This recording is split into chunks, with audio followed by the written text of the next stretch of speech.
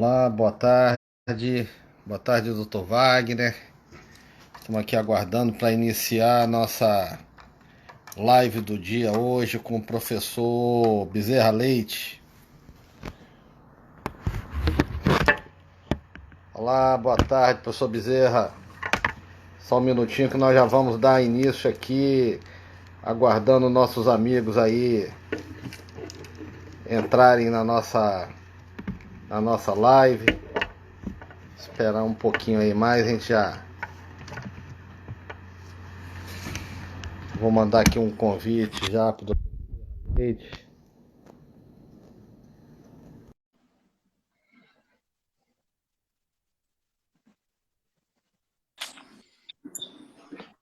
Olá, doutor Carlos Henrique Bezerra Leite.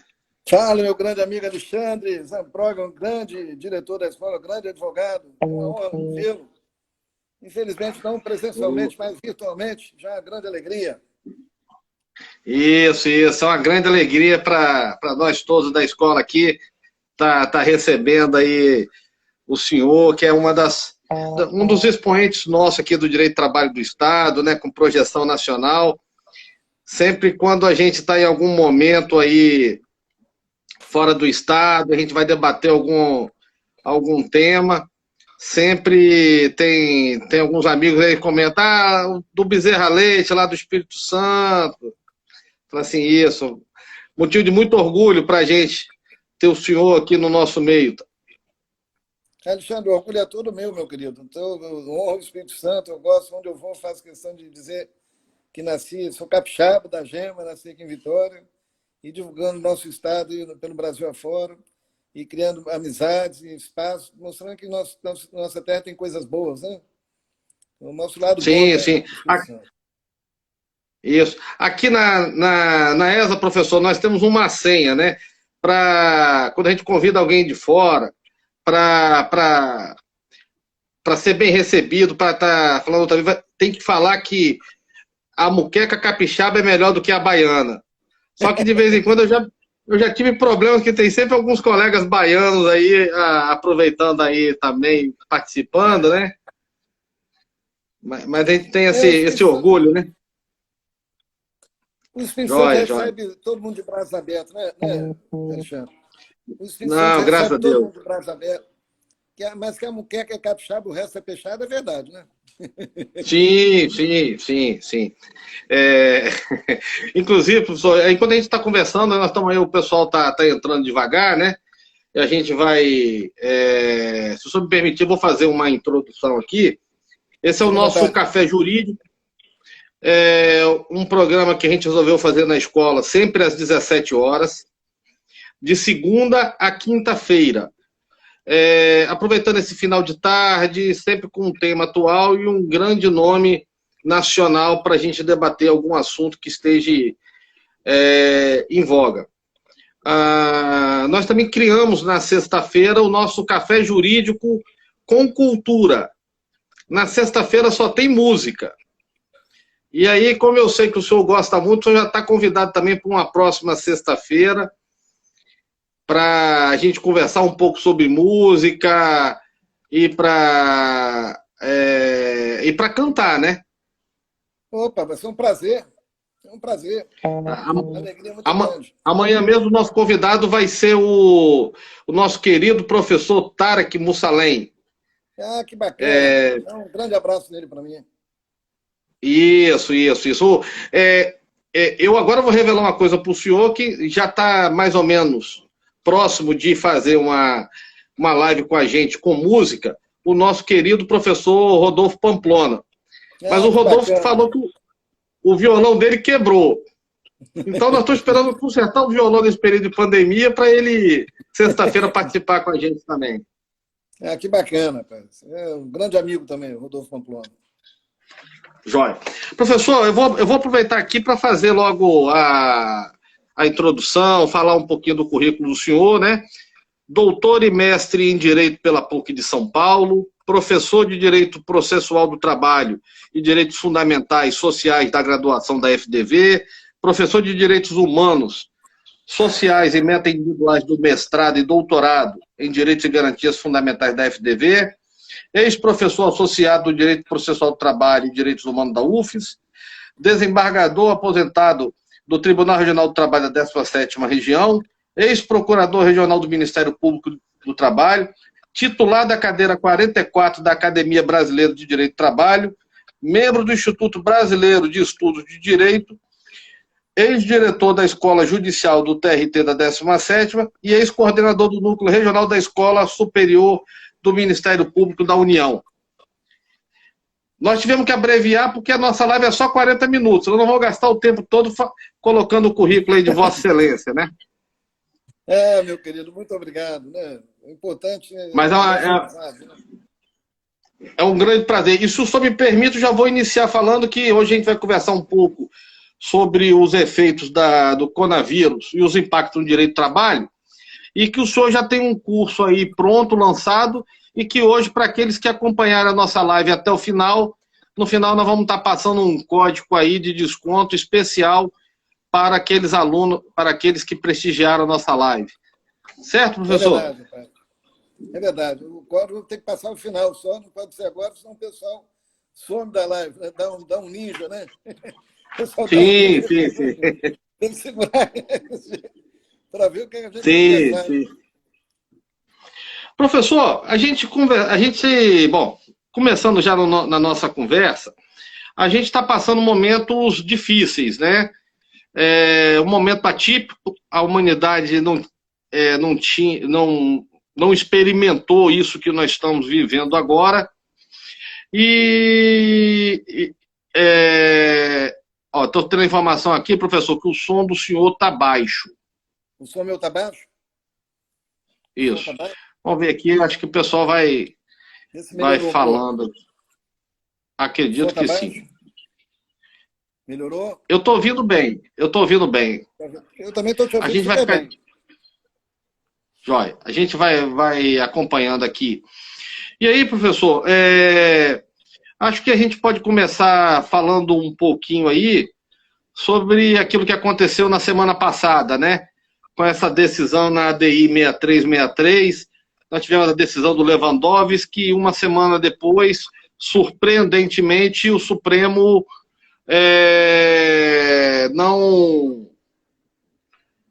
não manteve a decisão liminar do Lewandowski, reformando, né? Como é que o senhor viu aí todas essas decisões do Supremo, professor?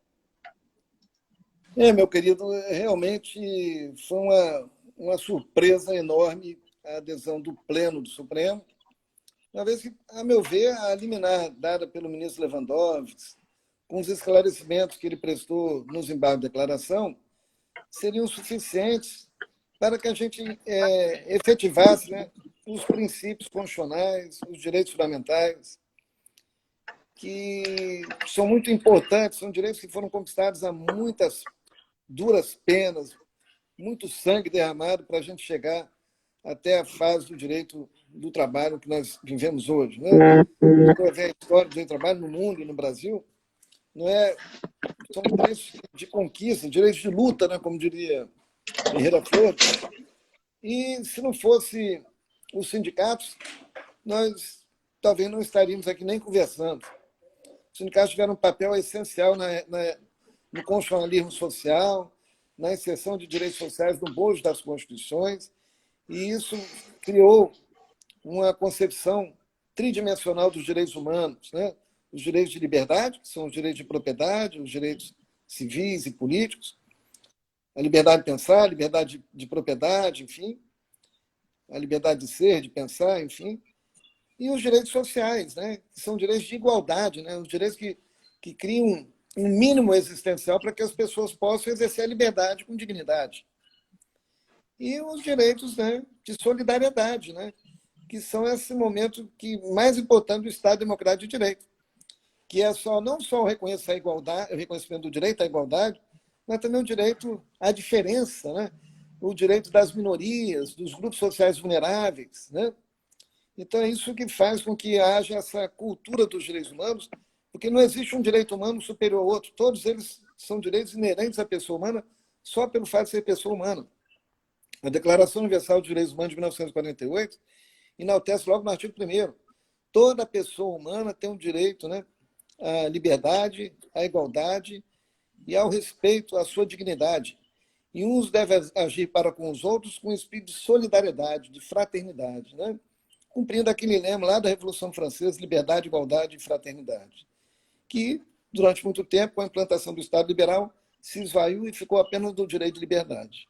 O Estado social enalteceu a igualdade. E o Estado democrático de direito enaltece a liberdade, a igualdade, a solidariedade, mas tendo no epicentro a dignidade da pessoa humana.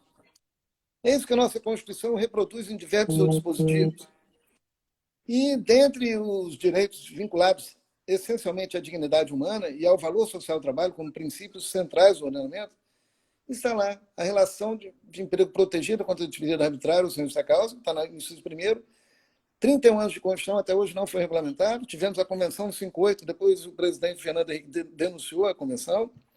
Está em discussão, inclusive, no Supremo, esse decreto de denúncia, se é válido, se é constitucional ou não. Já tem, o Supremo poderia dar uma contribuição muito grande para a sociedade se colocasse esse processo em pauta com o voto lá do ministro Toffoli, que está faltando, e resolver esse problema. Quer dizer, a proteção da relação empregatícia é o bem maior do trabalhador.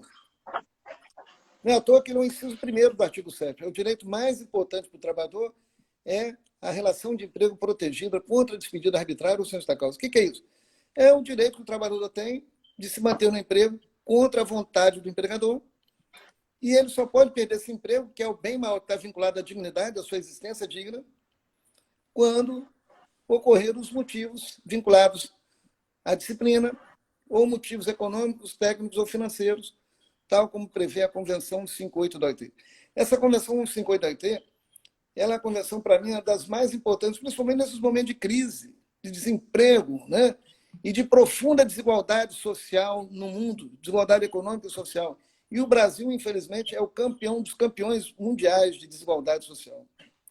É por isso que o pleno emprego para nós aqui é muito mais do que na Europa, por exemplo, ou nos Estados Unidos, porque as condições lá, eles conseguiram experimentar um estado de bem-estar social, eles têm gordura para queimar. Em países como o nosso, de democracia tardia, em que a democracia ela toda hora ameaçada, como a gente está vendo ultimamente,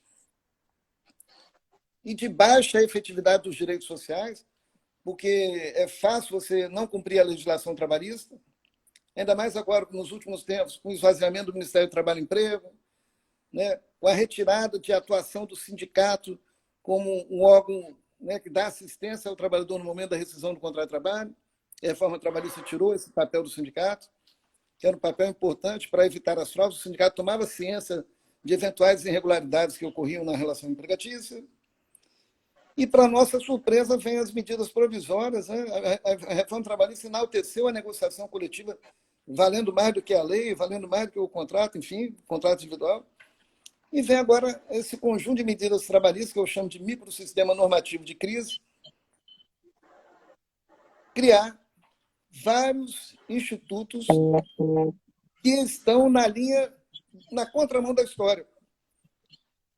Porque a ideia, né, o que está por trás das medidas provisórias, é a prevalência da vontade individual do empregador, a prevalência do acordo individual sobre o acordo coletivo, a convenção coletiva e sobre a lei. É algo que realmente eu não pensava que viveria até esse tempo, não, sabe, Alexandre? Assim, eu fiquei assim, muito espantado, porque, como diria Celso Antônio Bandeira de Mello, né, é muito mais grave, né, é muito mais grave violar uma regra do que um princípio. Né? Violar uma regra do que um princípio. O que aconteceu com a reforma trabalhista? Ela não só alterou regras, ela alterou a principiologia do direito do trabalho. E quando você desconstrói princípios, você derruba alicerces do edifício jurídico. Você derruba, coloca o edifício jurídico realmente lá no chão. E isso vai trazer consequências. Isso não passa imune, não vai passar imperceptível pela história da nossa triste história. Na verdade, é um período muito triste. Porque, no meu modo de ver, com todo respeito, cada juiz uma cabeça, cada sentença uma cabeça, o Supremo Tribunal Federal, à exceção dos ministros Fachin e da ministra Rosa Weber, julgou muito mal. Julgou contra a Constituição. Julgou contra não foi só a questão de violação literal, artigo 7º, inciso 6º, não. Violou a Constituição no seu conjunto, na sua estrutura, como documento civilizatório mais importante que a sociedade brasileira construiu até hoje.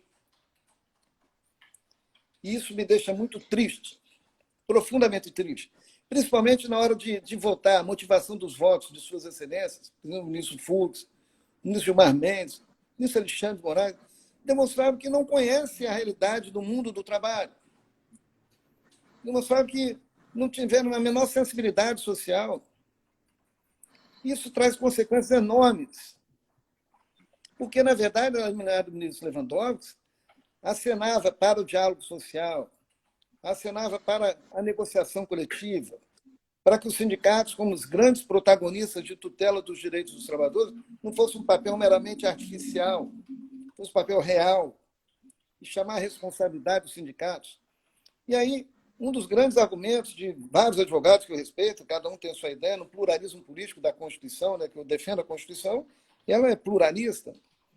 Me perdoem quem defendeu isso, né, que se com a crise, a primeira coisa que o empregador tinha que fazer era dispensar o empregado, se o empregado não aceitar reduzir o salário ou não aceitar suspender o contrato. E eu ouvi isso de alguns ministros do Supremo Tribunal Federal. Ou seja, olha que situação, do ponto de vista ético. Não julgam a ação direta em que se discute o decreto de denúncia da Convenção 58 do TST, da OIT, que garante o emprego contra a despedida arbitrária sem justa causa, não julgam, e depois colocam em pauta um julgamento numa celeridade danada para reduzir salários ou para suspender contratos, sob pena de dispensa em massa. E o pior, retirou dos trabalhadores a única possibilidade que eles teriam de manifestar a sua liberdade de escolha. Porque, meu querido Alexandre, você é um grande advogado trabalhista, que eu considero e respeito todo o seu trabalho. Se o empregador manda lá uma minuta de contrato, de alteração contratual, uma minuta de um acordo individual para você reduzir sua jornada ou reduzir seu salário, você tem um prazo de 48 horas para você assinar. Se você se recusar a assinar, o que vai acontecer com você naquela empresa? Rua. Hã? Demissão imediata. Se não for para a rua, se não te mandar embora, você vai sofrer perseguições, vai sofrer retaliações, vai sofrer assédio moral, até você pedir a demissão. Vai te colocar no paredão, tipo Big Brother, e você vai ficar, olha, esse cara não aceitou a redução, então ele não merece trabalhar na empresa, não veste a camisa. Esse é o argumento que a gente vê na maioria das... Não estou falando todas as empresas, tá? Ressalvo que tem bons empresários, a gente sabe disso, que tem responsabilidade social, que tem o lucro justo, né? Dentro do modelo capitalista que a gente vive. Mas a decisão do Supremo, Alexandre, me desculpa estar falando muito assim, é porque colocou em xeque o próprio capitalismo. O capital não vive sem um trabalho. O capital e trabalho não pode viver sem as suas entidades representativas. E você virar as costas para os sindicatos, na verdade, os sindicatos de trabalhadores, mas o nosso modelo ele é bifurcado. Nós temos sindicatos de trabalhadores e sindicatos da categoria econômica também. E por quê? Só os sindicatos de trabalhadores é que ficam de fora. Na verdade, a medida provisória tinha que estimular o quê? Convenções coletivas, em que as representações sindicais, né, por exemplo, Federação do Comércio e Federação dos Trabalhadores no Comércio, faziam uma grande convenção coletiva para apontar quais os setores daquela atividade econômica que realmente vão ter prejuízo ou tiveram prejuízo com a pandemia. A medida provisória não se preocupou, por exemplo, liberou para todo mundo, como se todas as empresas estivessem passando por dificuldades. Não houve nenhum tipo de tratamento específico também. Há setores que estão bem, o setor de supermercado, por exemplo. Há setor, por exemplo, de... Né? E esses não precisam. Né? Quer dizer, se tem um cheque em branco para essas empresas receberem linha de crédito, poderem alterar contrato, teletrabalho, antecipar férias, reduzir e suspender contrato de trabalho. E numa época onde vai ter muita fartura de mão de obra, os salários vão lá embaixo, a precarização das relações empregatícias, trabalhos muito semelhantes ao trabalho de escravo, o sujeito vai trabalhar para um prato de comida, porque vai começar a faltar as coisas, se não tiver produção, não tiver atividade econômica pujante. E me parece que o grande erro do Supremo foi esse. Eu não estou dizendo que no caso específico das empresas que comprovadamente tiverem suas atividades, né, fechadas, ou parcialmente fechadas, e isso vai colocar em risco a sua própria existência, é para isso que foram, para mim, que essas empresas. E as empresas são as micro, as pequenas e as médias empresas, que são as grandes empregadoras no Brasil. Essas é que geram emprego no Brasil.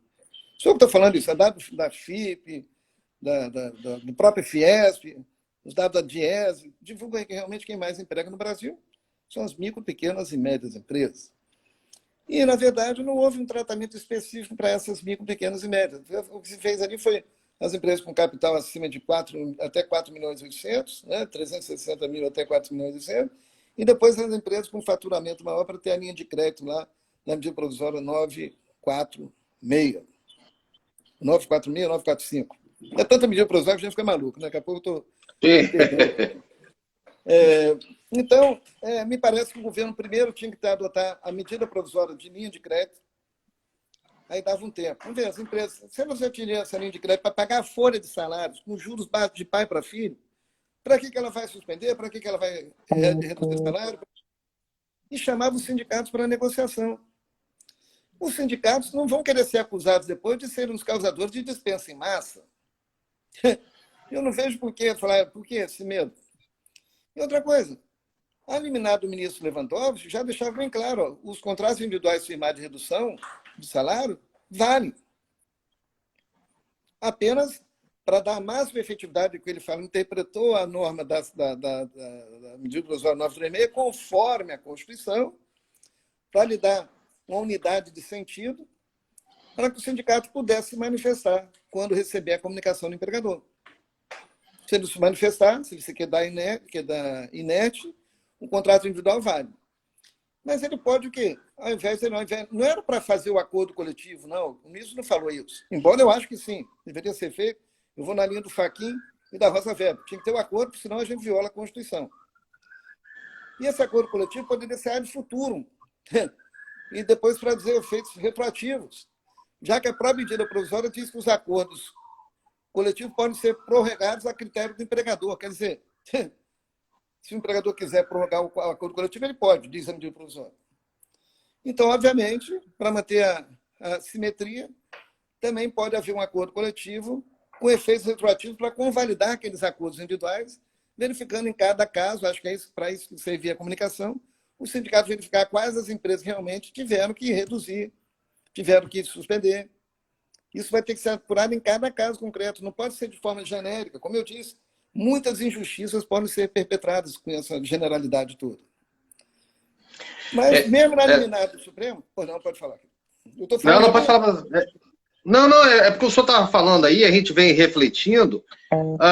Eu tomo todo o cuidado ao fazer alguma manifestação, porque as pessoas ficam logo analisando, cara, ele está falando isso aí o quê? É coisa de comunista? Não, tem alguns dados que eu acho que seriam importantes para esse momento. E a gente não pode negar que a gente viu o governo federal conceder 3,2 trilhões aos bancos e chega para esse pequeno empresário, dá só 3 meses para ele depositar o fundo de garantia. Ou seja, esse problema podia ter sido resolvido de uma forma melhor se tivesse trabalhado melhor isso com as empresas, com o capital. Agora você querer empurrar isso para o trabalho, que acho que aí que não, a gente vai entrar em todo aquele desequilíbrio, né? Sua intervenção foi interessantíssima. Eu não sabia nem que tinha sido esse aporte todo, 3 trilhões de reais para os banqueiros, né? E é justamente o contrário que nós defendemos. Nós defendemos impostos sobre grandes fortunas para os banqueiros, aqueles que ganham mais de 1 bilhão. E imposto sobre grandes fortunas não é coisa de comunista, nem subversivo, nem nada, não. Está na Constituição, falta regulamentar, está lá no artigo 150 da Constituição. E a gente nem experimenta o que a Constituição tem e já se fala em querer reformar tudo e retirar tudo, né? Na verdade, se nós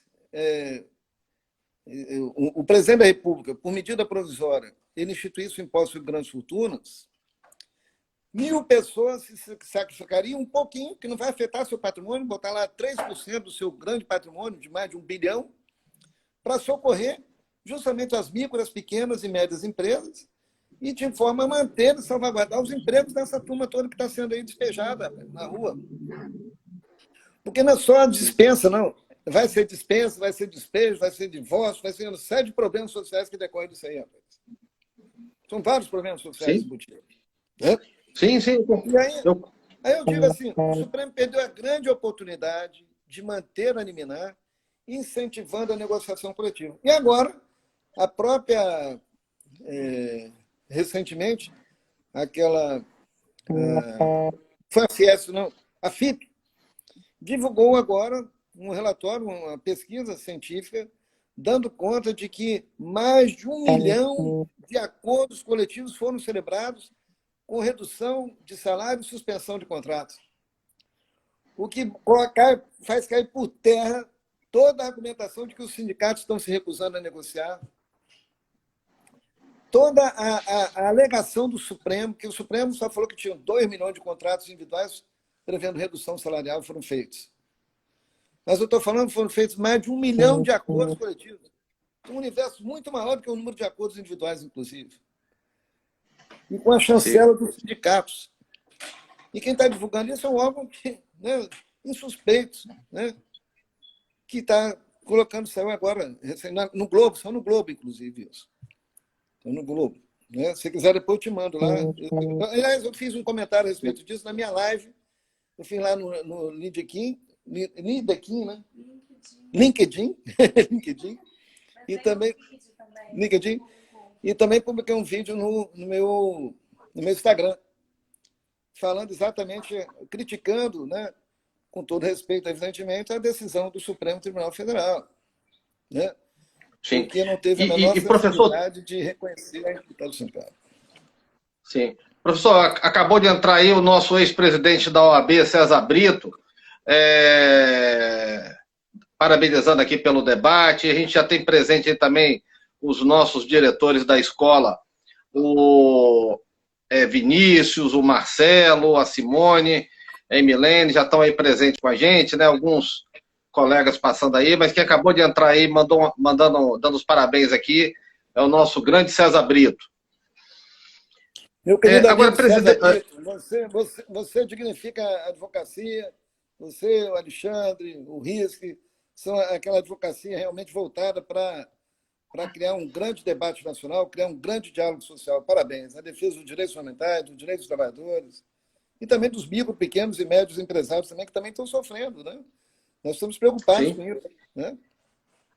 Agora, professor, o que está aqui a gente já ia conversar, o senhor até adiantou, uma coisa que assusta a gente da advocacia, porque a pior coisa que eu digo para o operador do direito é a falta de segurança jurídica, né?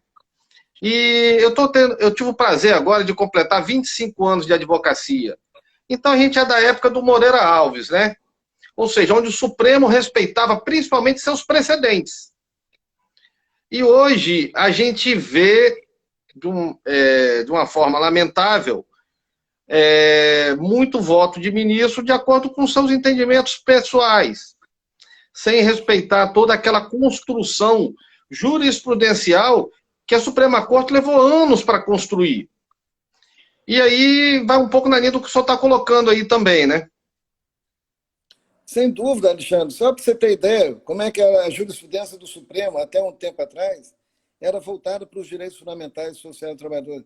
Lembra que o TST tinha ditado uma súmula validando a negociação coletiva, né, acordo da convenção coletiva, que exigisse a comunicação da gravidez pela empregada ao empregador.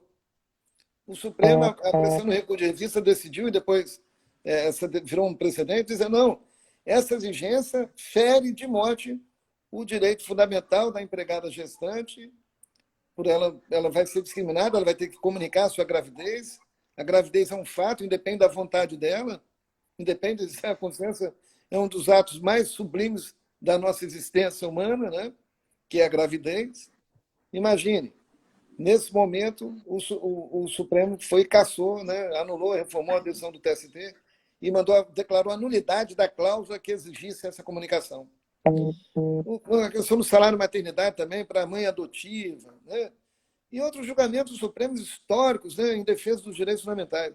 Mas, sinceramente, dos últimos 3, 4, 5 anos para cá, a jurisprudência do Supremo não é mais a mesma.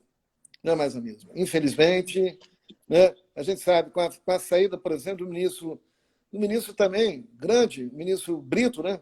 Brito, filho, a saída do Moreira Alves, a saída do Pedro Sepúlveda Pertence, esses grandes ministros que realmente, né, faziam com que a gente tivesse orgulho da Suprema Corte, né?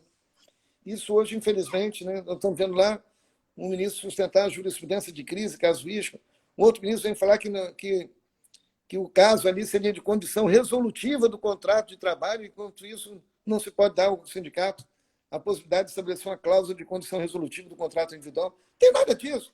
E que não era um conflito coletivo, sim um conflito individual. Poxa, não sabe o que é conflito coletivo.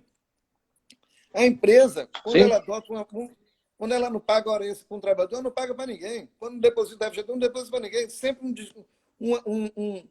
um ato individual, ele se transforma automaticamente em ato coletivo, de integra a categoria. Outra coisa, a Constituição, no artigo 8º, prevê que cabe ao sindicato a defesa dos interesses coletivos e individuais da categoria, ainda que fosse individual. Mas é um acordo daquela dimensão, a Constituição exige o acordo coletivo. Realmente foi lamentável, sob todos os aspectos, a decisão do Supremo. E não dá. E outra coisa, Alexandre, a decisão do Supremo, ela aumenta a insegurança jurídica. Porque se o Supremo mantivesse a decisão, olha, tem que ter acordo coletivo, a gente sabe, num acordo coletivo, seriam todas essas questões que a gente está debatendo, o que reduz, o que não reduz, se é salário, se é remuneração, quanto que pode ser, se os adicionais também estão incluídos para reduzir. Tudo isso vai cair no judiciário, vai aumentar assustadoramente o número de demandas no judiciário. Isso tudo poderia ser resolvido num acordo coletivo, que o judiciário vai falar, não, foi vontade da categoria manifestada no acordo coletivo, não tem que se discutir mais judicialmente. Mas não, nada impede, eu sempre falo, essa decisão do Supremo não impede que o trabalhador vá à Justiça do Trabalho, não impede que o sindicato possa atuar como substituto processual, questionando a validade dos acordos de unidade, não impede que o Ministério Público do Trabalho também possa entrar com ações civis públicas em defesa de direitos individuais homogêneos. Nada, quer dizer, não houve segurança nenhuma na decisão do Supremo.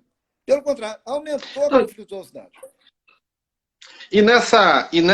Nesse julgamento, né, professor Carlos Henrique, eu vou aqui colocar uma fala do senhor numa outra live e junto com a do ministro, do professor Lênio Streck, para a gente tentar chegar a uma conclusão. O senhor falou muito bem na outra live, que foi o seguinte, se a decisão do Supremo foi essa, por que ele já não julgou o mérito? Ele já podia ter julgado o mérito e, pelo menos com relação a esse assunto, dar uma segurança jurídica para todo mundo. Lamentavelmente, a posição do Supremo é essa. Agora, você fica com a liminar julgada, agora, provavelmente 10, 15 anos. Se Deus quiser, esse período de pandemia acaba daqui a alguns meses, mas as relações vão se perpetuar porque o Supremo não definiu. Aí, em virtude disso, professor, a gente teve também o julgamento teve a liminar concedida pelo ministro Alexandre de Moraes na DI 6, que foi aquela liminar onde ele afasta a lei de responsabilidade fiscal. E aí o professor Lênio Streck chama isso de jurisdição constitucional de exceção, né? Ou seja, nós estamos fazendo a jurisdição constitucional só para o período da pandemia. É isso? É nesse ponto que nós vamos parar? Realmente. Quando, na verdade, a Constituição estabelece as exceções justamente para os momentos de crise, né? Ou acho que o sindicato vai chancelar um acordo coletivo para reduzir salário em tempos de normalidade. Aquela redução só em momento de crise mesmo. É aí que a Constituição deve ser testada mesmo, né? Ela que deve ser o farol a iluminar. E estimulando que o diálogo social. O governo está falando de solidariedade. Quais são os valores das medidas provisórias? Proteção, preservação dos empregos e da renda. E também das empresas. Mas me parece que ele olhou só para o lado das empresas, sem fazer distinção entre elas. E a gente sabe que a situação não é a mesma para todas as empresas. E isso, na verdade, E é muito grave, eu acho. É muito grave.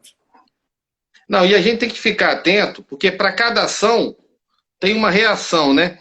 O ministro Alexandre de Moraes deu essa liminar e não submeteu ao plenário, como o ministro Lewandowski fez. Moral da história, já está tramitando na Câmara dos Deputados um projeto de lei para alterar a Lei 9.868, falando o seguinte, ó, o ministro concedeu a liminar, ele tem que, em 48 horas, submeter ao plenário, sob pena de trancar a A pauta pauta. do plenário. São reações. E acredito que acho que tudo que a gente poderia oferecer de melhor para a sociedade, quando eu falo nós do mundo jurídico, né, dos operadores, seria segurança, né? Seria tentar julgar todos esses conflitos dentro desse período de pandemia. Porque também vai o seguinte, se você não quebrar os sindicatos ou quebrar as empresas agora, você vai quebrar lá na frente, com uma decisão tardia, né? Por isso que eu estou Eu não... dizendo, o melhor aconselhamento que eu daria para o meu cliente empregador, para o meu cliente sindicato, né, se eles me pedirem essa consultoria, eu falo, sentem-se à mesa e negociem, façam um acordo coletivo, porque esse acordo coletivo vai ser chancelado pelo judiciário nesse momento de crise. É Sim, fácil? sim. Isso vai dar segurança jurídica. O acordo coletivo é que vai dar segurança jurídica, entendeu? Agora, do jeito Sim, que sim, ficou, não. Do jeito que ficou, sim. não tem nada seguro. Ficou uma insegurança. Ou seja, o Supremo demonstrou para mim uma conduta antissindical. À luz Sim, sim. na minha perspectiva, segundo as convenções da OIT, a decisão do Supremo, e certamente ela vai ser mantida no mérito, né? Já não tem mais a quem recorrer, cabe a denúncia do Estado brasileiro perante a Organização dos Estados Americanos, que também incentiva as negociações, o diálogo social, e a Organização Internacional do Trabalho. Realmente, Sim, a sim. decisão do Supremo, ela ignorou realmente a liberdade sindical, como os sindicatos como protagonistas dos direitos fundamentais e defensores principais dos direitos dos trabalhadores. Houve, eu acho que, Tá. sinceramente, luta antissindical. Agora, professor Carlos Henrique, só queria mais ou menos uma opinião do senhor sobre exatamente um desses pontos que a gente está vendo aqui. Existe um dado levantado pela consultoria do ex-ministro Aires de Brito, que só agora, com menos de 30 dias, já foram ajuizadas 40 ações no Supremo por conta da pandemia. O senhor acha que é possível o Supremo encaminhar esse tipo de julgamento? Julgar essas ADINs, essas ADPFs com prioridade, a fim de que a gente, ainda dentro desse período, consiga pacificar um pouco o entendimento? Ou a gente tem que deixar para o fluxo normal, é o juiz de primeiro grau mesmo que tem que decidir em controle difuso, para ir subindo até chegar lá? Olha, sinceramente, com essa composição do Supremo, eu digo com muita tranquilidade, né? Como professor de Direito do Trabalho, há mais de tantos anos, não vou nem falar se não revela a idade, né? Estou brincando. Mas, mas é porque, na verdade, Alexandre, eu penso que a atual composição do Supremo não é boa para os direitos fundamentais e sociais dos trabalhadores, né? Não é. Por isso que eu digo, estrategicamente, eu acho que erram aqueles que ajuizam logo a ação direta no Supremo. Eu acho que deveria se criar uma jurisprudência evolutiva, uma jurisprudência educativa, da base para cima, e quando essa matéria chegar até o Supremo, já chegar bem discutida do ponto de vista constitucional. Por isso é que eu acho o seguinte, eu entendo que não é só o Supremo que é o guardião da Constituição. A Constituição é do povo, e o povo deve ser o guardião da Constituição. E mais, do ponto de vista jurídico, todo operador do direito deve ser intérprete da Constituição. E mais, no âmbito da Justiça do Trabalho, os juízes do trabalho devem ser os juízes constitucionais do trabalho, principalmente nesse momento. Então, o juiz do trabalho deve, independentemente de requerimento, declarar incidente, entretanto, a inconstitucionalidade de um dispositivo e dar a tutela do direito material, do bem constitucional que é guarnecido pela própria Constituição. E aí Entendi. é muito mais fácil, porque as decisões do Supremo hoje, em matéria de direitos fundamentais e sociais, com a ação declaratória de constitucionalidade também, da DPF, enfim, hoje o Supremo deveria estar julgando a ação de inconstitucionalidade por omissão da falta de regulamentação do imposto sobre grandes fortunas, que para mim também é direito fundamental, de toda a população, na verdade, é um direito difuso, fundamental. Regulamentar o artigo 7º, inciso 1º, que é aquele que protege a relação empregatícia contra a desvio da administração justa causa. Ratificar a Convenção 87 da OIT, já que o artigo 8º da Constituição impede, não. Ali, para mim, é o que eu estou dizendo ali, na verdade, não é cláusula pétrea, porque está na contramão da própria pluralidade que existe na Constituição. O modelo de organização sindical brasileiro, ao meu ver, é uma contradição dentro da própria Constituição. Então, eu defendo a Convenção 87 da OIT, inclusive acho que ela pode ser aplicada no Brasil, independentemente de sua ratificação. Que o Brasil é signatário da OIT desde sua origem, existem princípios da própria OIT, da Constituição da OIT, que o Brasil participou, que enaltece como a principal Constituição a liberdade sindical. Então, tudo isso, Alexandre, me faz assim, crer que nós temos muita luta jurídica, nós, advogados trabalhistas, devemos lutar com todos, independente de você ser advogado de empresa, advogado trabalhador, advogado de sindicato, lutar pelo respeito à Constituição. Nós somos essenciais na administração da justiça, nós advogados. Nós temos que lutar para que a Constituição seja realmente efetivada. E não se criar jurisprudência de crise, porque a crise passa, mas cria-se um precedente perigosíssimo para a paz social, para que haja realmente um momento de reflexão. Né? Nos momentos de crise, as pessoas devem estar com solidariedade umas com as outras. Né? E saber que realmente isso não é possível você colocar a corda mais forte para um lado mais fraco, né? O pêndulo, né? Para a parte mais fraca. Mas de tudo isso existem contradições. Por exemplo, no voto do ministro, eles falam que a medida provisória 936, que permite a redução salarial, ela assegura a garantia no emprego. Mentira! Não tem garantia no emprego, Alexandre. Porque a medida provisória fala assim, durante a redução ou suspensão, o trabalhador não vai poder ser dispensado, né, assegurado a garantia no emprego, pelo dobro do prazo que ele ficou suspenso, ou teve contrato suspenso, ou reduzido o salário. Mas vem logo o parágrafo 1º do artigo 10 lá, e diz, a dispensa sem justa causa durante a garantia do emprego. Você que é advogado trabalhista, isso é uma contradição lógica, isso é uma aberração iúris, isso é uma tautologia. Não pode haver dispensa sem justa causa durante a garantia no emprego. E aí dá para o trabalhador uma indenização adicional que corresponde ao salário reduzido. Ou seja, pode ser 25%, 50% ou 100% sobre o salário reduzido. Ou seja, é algo assim assustador. Não tem garantia no emprego, na verdade. Não tem. Porque esse empregador obteve lá um empréstimo para pagar com juros a perder de vista. Ele vai, suspende o contrato, ou então reduz o salário, pega esse dinheiro, paga lá, não vai ficar nada. Ele vai ganhar dinheiro com isso ainda. Ele vai promover dispensa em massa, porque a lei da reforma trabalhista diz que dispensa individual, pluma ou coletiva se equiparam, então não tem que comunicar nada ao sindicato nem nada. Né? Na contramão daquela decisão do TST, no caso da Embraer, famoso, de que na despedida coletiva é obrigatória a participação do sindicato. Enfim, nós estamos retrocedendo. Nos direitos fundamentais, nos direitos humanos dos trabalhadores. Nesse momento, né, professor Casriga, eu tenho duas certezas.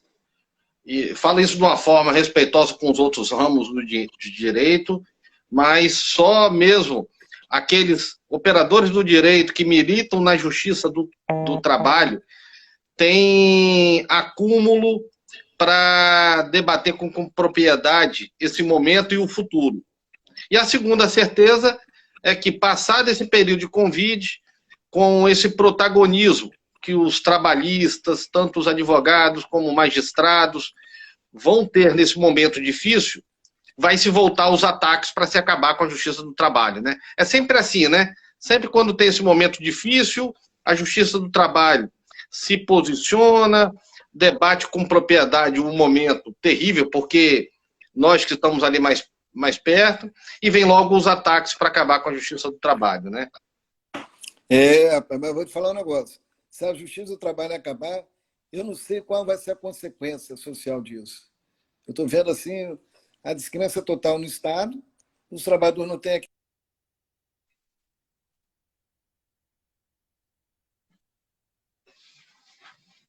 justiça social, a violência endêmica de todos os setores, né? Porque você não tem mais a quem recorrer. Então, vai ficar a justiça pelas próprias mãos. Eu acredito que isso vai trazer uma série de consequências. Muita violência em todos os sentidos. Violência simbólica, violência física, coação, abusos, assédios, né? E piores ainda, né? A respeito desse momento que nós estamos passando. Então, eu acho que a grande virtude da liminar do Lewandowski, eu sempre enalteço, eu parabenizei, falei em várias lives para parabenizar o ministro Lewandowski, é que ele enaltece o diálogo social, enaltece a negociação coletiva, a participação dos atores sociais, estimular a responsabilidade dos sindicatos no seu papel fundamental de defesa dos direitos dos trabalhadores e de todos os órgãos, né, da advocacia trabalhista, seja os advogados de empresários, advogados de trabalhadores, de sindicatos, enfim. Sempre nós, né, o direito do trabalho hoje, acho que é o grande ramo do direito do Brasil, é o direito do trabalho, porque é um direito vivo. E a gente vê como é importante, né, esse tipo de participação, né, de todos aqui. Só dá live de pessoal da área do direito do trabalho, né? As lives todas, né, todo mundo dialogando, mostrando na cara, cada um botando a sua... E com muito respeito, né? Eu acho que é interessante isso, a gente discute, mas no fim, ao cabo, todo mundo quer que a Constituição triunfe, né? Ó, e vou dizer para o senhor que pela quantidade de pessoas que nós estamos aqui hoje nós vamos para o top 5 da escola aqui, desde quando a gente lançou o programa há 30 dias, hein? Isso é motivo de muito orgulho para a gente. Aí nós começamos, professor, com a primeira live, com em torno de 80 pessoas participando. E já chegamos a 2.000 pessoas participando. Então, assim, a escola está muito satisfeita com esse encaminhamento. A gente está aí agora com um projeto esperando a pandemia. Nós vamos ter que acelerar esse processo todo de EAD. E eu queria até aproveitar que tem muita gente assistindo, puxar o compromisso do senhor aí, para a gente, quando passar isso aí, a gente... agora que o senhor é um advogado, voltou às origens, né? Que o senhor participe mais com a gente ali na escola, com seus cursos, e a gente... E tem uma pós-graduação que nós estamos querendo lançar em Direito do Trabalho. Opa! Então, pode contar comigo, conta comigo. Joia, bacana. Professor, infelizmente, conversa boa, a gente não vê o tempo passar, e eu vi aqui que nós já extrapolamos em 5 minutos o tempo da nossa live. E só queria aproveitar rapidamente para mandar um abraço, tem até colegas aqui de Pernambuco felicitando o senhor, vários colegas aqui, tem uma colega aqui, a MPF, advogada, coach, mandando, parabenizando também, e a gente está muito feliz aí hoje. Agora, tem a nossa diretora Simone, que mandando um abraço também, a Simone Malek. Muito bacana. Simone, minha querida, inclusive ela está inscrita lá no meu filho, ela está matriculada lá no curso lá que eu estou oferecendo. Muito obrigado, Simone. Nós estaremos juntos lá, viu, querida? Um grande beijo. Sim. Professor, agora a gente caminha para a nossa reta final aqui do nosso encontro. Antes do senhor agradecer, eu vou deixar por conta do senhor, assim, uma consideração final sobre isso tudo. Eu já quero deixar claro aqui o nosso agradecimento. Quero fazer logo aqui a divulgação do curso que o senhor construiu aí sobre o coronavírus, dizendo que para a gente da escola é um prazer estar sendo parceiro nessa divulgação. A partir de amanhã, a escola vai fazer uma divulgação maciça com todos os seus alunos sobre o curso. E a gente segurou um pouquinho até hoje aí, exatamente para a gente poder segurar esse código promocional, mas nós não vamos deixar infinito não, sabe, professor? esse código promocional o senhor tem que botar limite aí, ou vai ser até amanhã, para dar tempo pro pessoal aí, né? Então, meu querido, o curso Coronavírus, Medidas Provisórias e suas repercussões no direito do trabalho, aspectos teóricos e práticos, é destinado a todos os operadores do direito, mas também, se quiserem, empresários, sindicalistas, a gente usa a linguagem bem acessível, mas basicamente mesmo, advogado. Então, basta acessar lá, lá no meu Instagram, @chbezerraleite, apertar lá o link lá, que já sai direto lá para a inscrição do curso. O curso é R$ 89,00. A gente conseguiu reduzir o máximo. A gente nem pensa em lucrar nem nada, apenas a preço de custo mesmo. Contratamos cinegrafia para ficar um negócio de qualidade, para as pessoas verem os vídeos, guardarem aquilo ali.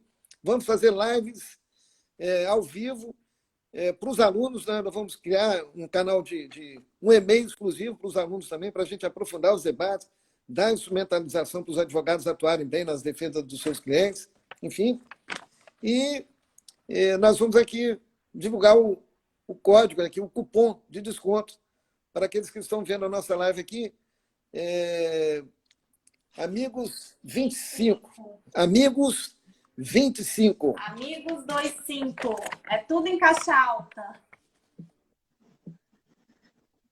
Eu estou aqui botando... Aqui não aparece no vídeo. Amigos 25.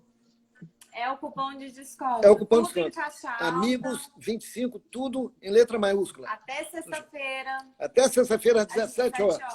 Até sexta-feira às 17 horas, estou falando com a minha assessoria aqui. Até sexta-feira às 17 horas. Para que todo mundo possa participar realmente, acesse lá, diz que o cupom de desconto, Amigos 25, vai obter 25% de desconto para poder se inscrever. Quer dizer, é menos que uma cerveja, meu amigo. Mas vale a pena. Opa, joia. Um debate disso. Joia, bacana. Professor, agradecer muito mesmo aí a participação do senhor. Para a gente é um prazer ter sempre o senhor aqui. A casa aqui está sempre aberta. E a gente está ansioso para passar logo esse momento e a gente poder voltar com os cursos presenciais. Vai ser uma honra muito grande. Conte comigo, Alexandre. Você é um grande diretor, um grande advogado. E estaremos aí, se Deus quiser, para as próximas lives aí. Inclusive a live lá da cantoria lá, pode me chamar, vou participar com um abraço. Já, tá bom? Já vamos programar. Tá bom, eu já estou colocando na tela aí, ó. Amigos 25. Para quem quiser lá, CH Bezerra Leite é o Instagram, Amigos 25, tudo em caixa alta. É só se inscrever lá e botar lá o cupom, assinar e vai obter o desconto e já está matriculado no nosso curso. Lá nós vamos criar uma arena de debates e, nesse momento de coronavírus, capacite-se, recicle-se, aperfeiçoe-se, porque o Brasil vai precisar de muito da gente daqui para frente. A advocacia trabalhista voltou a triunfar novamente. Eu estou muito feliz por isso. Estou triste pelo momento, mas estou feliz porque o direito do trabalho vai ser o direito mais importante, mais requisitado, que vai levar uma pauta muito grande para os tribunais, para os juizados, para os consultórios de advocacia. Nós temos que dar a nossa contribuição, porque sem advocacia não há democracia e não há direitos humanos. Se Deus quiser. E, professor Bezerra, aproveitando então, convidar o senhor também para amanhã participar do nosso Café Jurídico com Cultura. Amanhã o professor Tarek Mussalem vai estar dando uma canja para a gente aqui. Ele que é o guitarrista da nossa querida banda Trilha, né? Já sou fã de carteirinha, já andei aqui, vou ver amanhã com o maior prazer. Joia. Obrigado, professor. Muito tudo obrigado de bom para o senhor, hein? Para você também. Um abraço. Para toda a diretoria da ESE, tá bom? Fiquem com Deus. Joia. Obrigado a todo mundo que participou também, o César Brito, todo mundo que participou. Obrigadão, hein? Fiquem com Deus. Joia.